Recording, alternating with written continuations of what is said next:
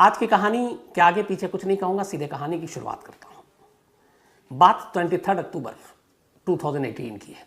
23 अक्टूबर 2018 बेंगलोर में, जो बेंगलुरु है, यहाँ पर एक ओरेकल कस्टमर केयर सेंटर का दफ्तर एक बिल्डिंग में 7वीं मंजिल पर रात के करीब 11:15 बज रहे थे।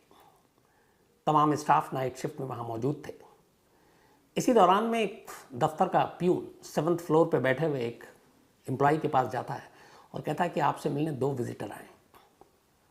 11:15 बजे रात को अब 2 विजिटर, वो भी थोड़ा सा पकाता है, लेकिन इससे पहले भी कई उसके दोस्त और बाकी लोग मिलने आते रहते थे, तो उसे लगा कोई दोस्त होंगे। वो नीचे आता है मीटिंग रूम में, जहाँ पे वेट कर रहे थे गेस्ट।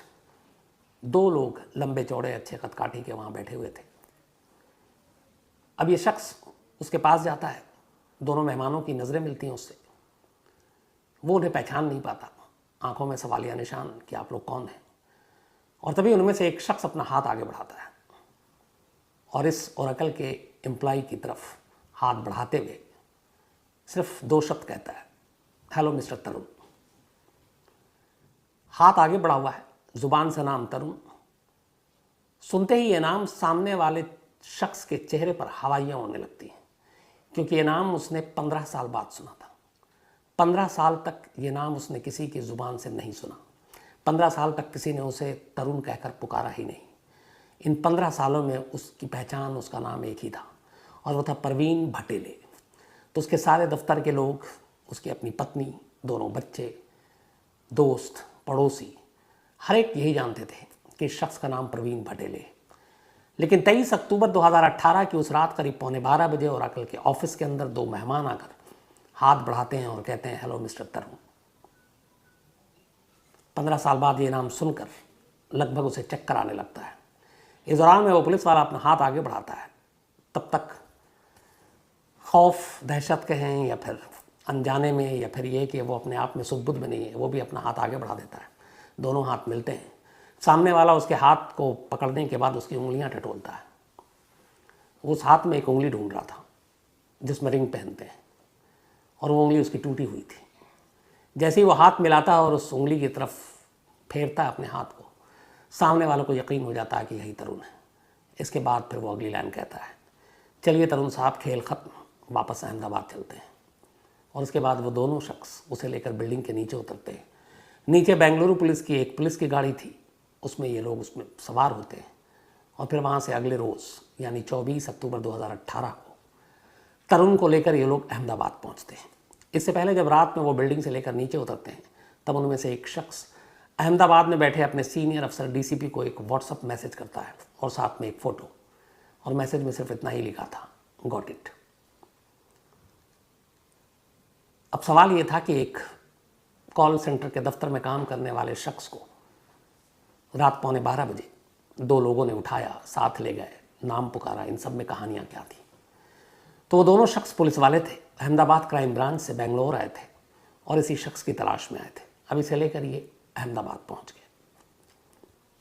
ये कहानी का पहला पार्ट है। अब 2018 से 15 साल पहले चलते हैं पीछे।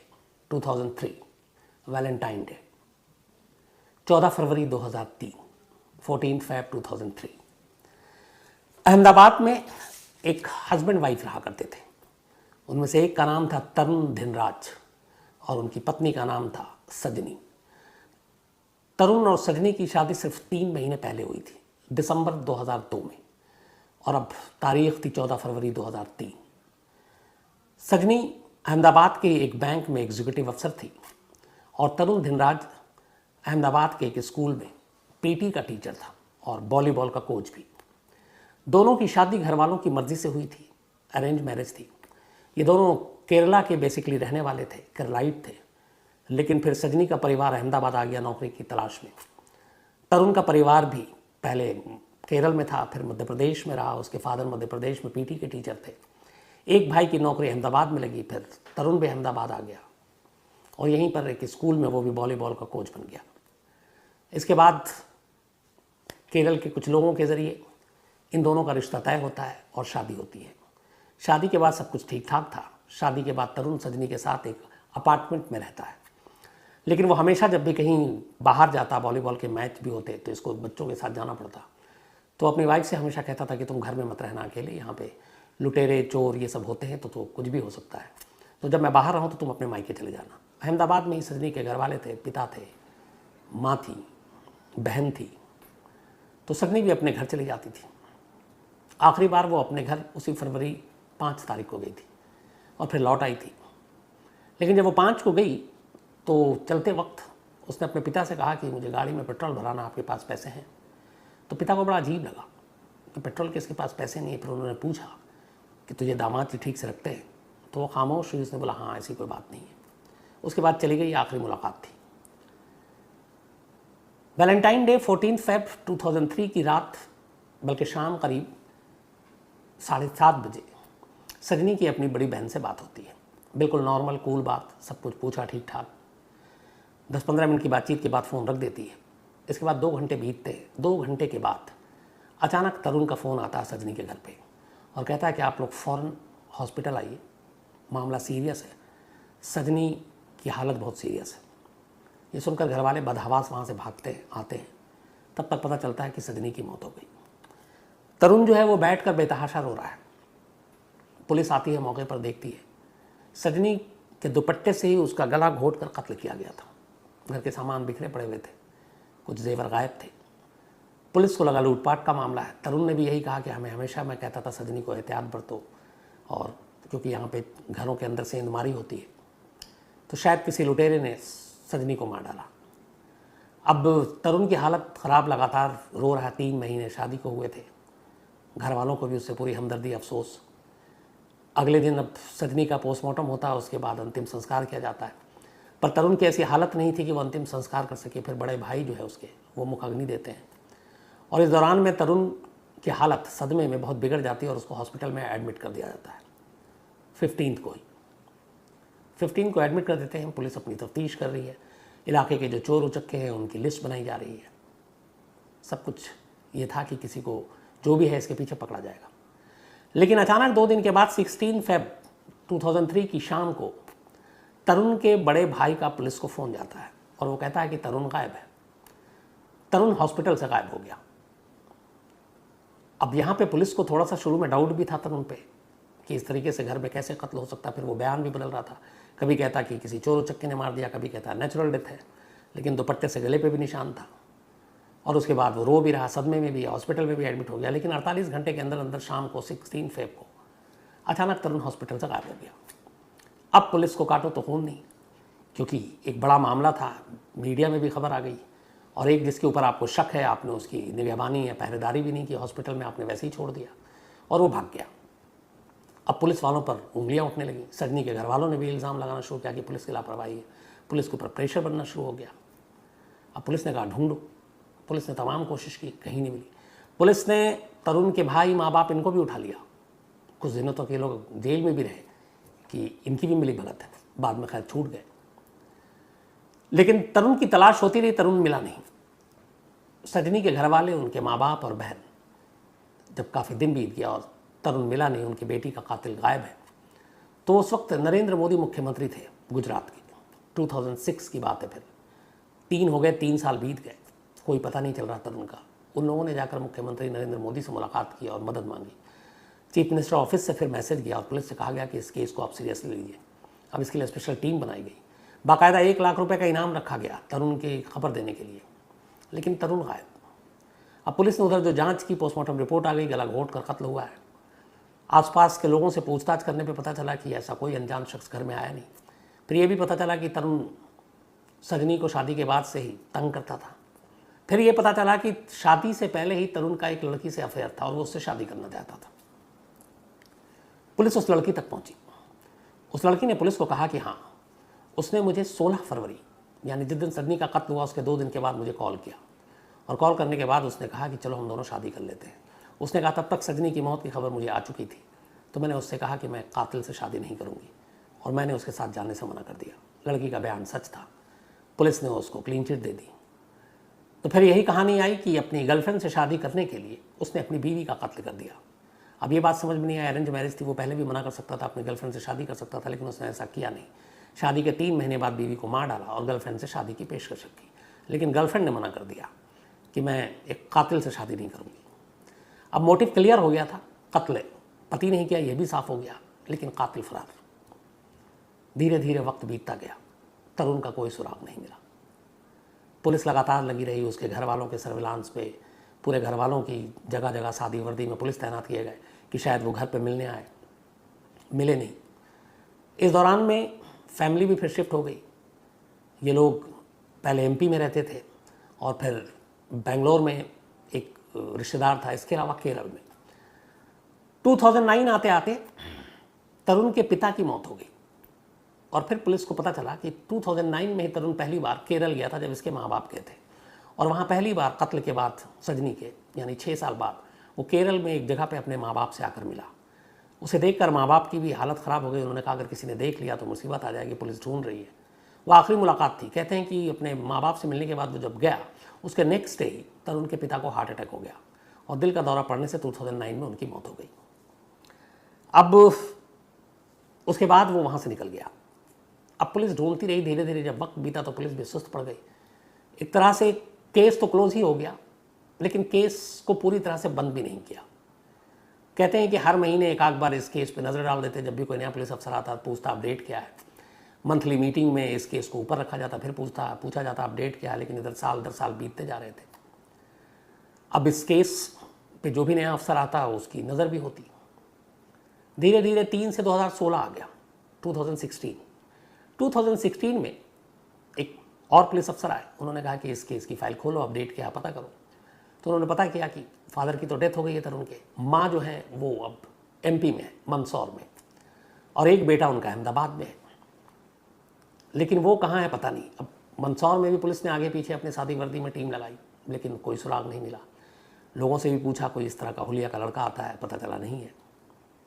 2016 में उस लड़की ने जिसके साथ इश्क था तरुण का, जिसको अपनी बीवी का कत्ल करने के 2 दिन बाद उसने ऑफर किया था शादी करने के लिए, और जिसने कातिल कहकर शादी से मना कर दिया था, उससे पुलिस ने कांटेक्ट किया कि तुम्हारे पास कोई खबर आई कभी पलट के उसने तुम्हें याद किया।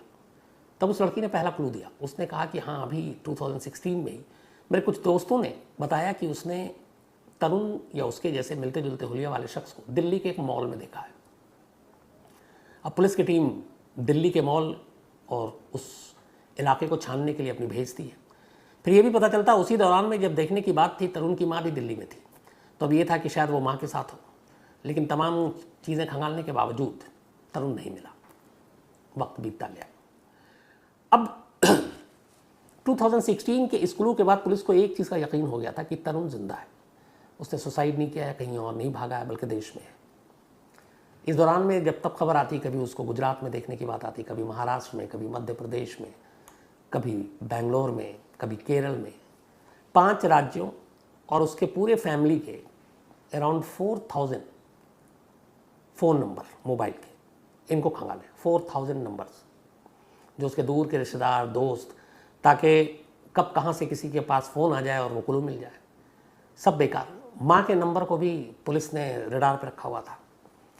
तो उस माँ के नंबर से ये पता चलता था कि ये कुछ लोगों से तो बात कर रही हैं केरल और ये, लेकिन जितने भी लोग थे वो सब रिश्तेदार थे। तरुण शायद किसी नंबर पे बात नहीं कर रहा था। पुलिस अंधेरे में थी। धीरे धीरे अब इस बात को 15 साल बीत गए। 2018 आ गया। 2018 आने के बाद अब पुलिस का ये था कि टीम लगी हुई थी अपडेट में, किसको ढूंढना है। इसी दौरान अब पुलिस ने, जो ये अनम्मा एक रिटायर्ड नर्स थी, ये तरुण की माँ, तो एक भाई अहमदाबाद में था, उस भाई को पूरी तरह से ग्रिल किया, उस भाई के तमाम सर्विलांस लगाए, नंबर लगाए, बट उसे पता चल गया कि इस भाई के साथ तरुण कांटेक्ट में नहीं है। तो अब ले देकर पूरी फैमिली में एक ही कैरेक्टर, जिसके साथ तरुण क्लोज भी था अपनी माँ के। तो पुलिस की पूरी उम्मीदें अब उसकी माँ पे ही टिकी थी। माँ की उम्र भी हो रही थी, रिटायर्ड नर्स भी हो गई, कि ये माँ से ज़रूर संपर्क करेगा, और इससे पहले कर लिया हो और पुलिस चूक गई। लेकिन अब सारी उम्मीदें माँ पर टिक गई थी आकर। पुलिस ने उनकी माँ के सारे नंबर, जो भी बातें होती थी, सारे नंबर को ट्रेस करके अपने पास रखा, चुपचाप सुनते भी, लेकिन कोई फ़ायदा नहीं हुआ। एक रोज़ उसी माँ के मोबाइल पे एक लैंडलाइन नंबर आ गया, कॉल, और ये लैंडलाइन जो नंबर था ये बेंगलोर का था। अब पुलिस हर नंबर जो आता उसको क्रॉस चेक करती थी माँ के। ये पहली बार था कि जब बेंगलोर से किसी लैंडलाइन नंबर से कॉल किया गया था। पुलिस ने उस नंबर को चेक किया तो पता चला कि ये बेंगलोर के ओरेकल कस्टमर केयर का नंबर है। अब अहमदाबाद क्राइम ब्रांच की टीम थोड़ी हैरान कि तरुण की माँ को ओरेकल कस्टमर केयर से क्या काम, कोई ऐसी चीज़ नहीं। तो सारी निगरानी करने के बाद, सारी छानबीन करने के बाद पुलिस ने कहा कि इस नंबर को टटोला जाए। फिर ये भी हुआ कि कहीं इसी जगह पे तरुण काम तो नहीं करता। अब इसके बाद क्राइम ब्रांच की टीम अहमदाबाद से बेंगलोर के लिए रवाना होती है 22 अक्टूबर 2018 को। वहाँ जाने के बाद बेंगलोर पुलिस से कांटेक्ट करती है और फिर कहती है कि इस ओरेकल कस्टमर केयर में हमें एक एम्प्लॉय के बारे में डिटेल चाहिए। बेंगलोर पुलिस भी इस ऑफिस के HR डिपार्टमेंट को कांटेक्ट करती है और कहती है कि हमें आपके यहाँ जितने भी लोग काम करते हैं उन सबकी लिस्ट चाहिए आपके एम्प्लॉय की। ये जाहिर नहीं करते हैं कि किसकी खास तौर पे चाहिए, क्योंकि अलर्ट चौकन्ना हो जाए सामने वाला। बस उनका ये था कि सारे एम्प्लॉय की लिस्ट चाहिए, हमारा रूटीन प्रोसीजर है लॉ एंड ऑर्डर मेंटेन करने के लिए। ओरेकल कस्टमर केयर सेंटर के HR की तरफ से लिस्ट आ जाती है मुलाजिमों की, एम्प्लॉय की। उस पूरे लिस्ट में कहीं पे भी तरुण भाटेवाल नाम का कोई एम्प्लॉय नहीं था। बट उस लिस्ट में एक नाम देखकर पुलिस जो अहमदाबाद से आए थे उसके थोड़े कान खड़े हो जाते हैं, और वो नाम था प्रवीण भटेले। अब पुलिस को लगा कि ये नाम कहीं उसने सुना है। फिर याद किया पुलिस ने तो पता चला कि जो उसकी माँ है तरुण की, वो जो कॉल करती थी, एक कॉल वो प्रवीण भटूले को भी करती थी और वो उसकी वाइफ निशा को भी करती थी, और निशा का भी नंबर उसकी माँ के पास था और माँ के पास भी निशा का नंबर था। दोनों अक्सर बातें करते थे। तो पुलिस ने अब प्रवीण भटेले और निशा इनकी कुंडली खंगालनी शुरू की। तो पता चला कि ये लोग सोशल मीडिया पे कभी है ही नहीं, ना कभी इन्होंने अपनी तस्वीर डाली है। ये बड़ा अजीब लगा कि आज के दौर में ऐसा कैसे। फिर ये पता चला प्रवीण भटेले और निशा के 2 बच्चे भी हैं। अब उस लिस्ट में प्रवीण भटेले का तो नाम है लेकिन तरुण का नाम नहीं है, और प्रवीण भटेले के मोबाइल से उसकी माँ की बातचीत ये पुलिस को मालूम है कि होती है, और वो निशा एक नाम की जो उसकी बीवी है। तब पुलिस को लगा कि कहीं प्रवीण भटेले ही तो तरुण नहीं है, क्योंकि कनेक्शन एक है कि वो तरुण की माँ से क्यों बात कर रहा है। तो पुलिस ने जीरो इन किया प्रवीण भटेले पर। अब लेकिन ये कि प्रवीण भटेले को और कैसे पुख्ता किया जाए कि ये वही तरुण है जो भागा हुआ 15 साल से। तो फिर अहमदाबाद पुलिस को पूरा उसकी केस हिस्ट्री सब कुछ मालूम थी। जब ये कोच था वॉलीबॉल का, एक मैच के दौरान इसकी एक रिंग वाली उंगली टूट गई थी, तो वो थोड़ी मुड़ी हुई भी थी और बाकी 5 आम जो उंगलियां होती इंसानों की वैसी नहीं थी। तो ये दोनों अफसरों को भी पता था जो बेंगलोर पहुंचे थे।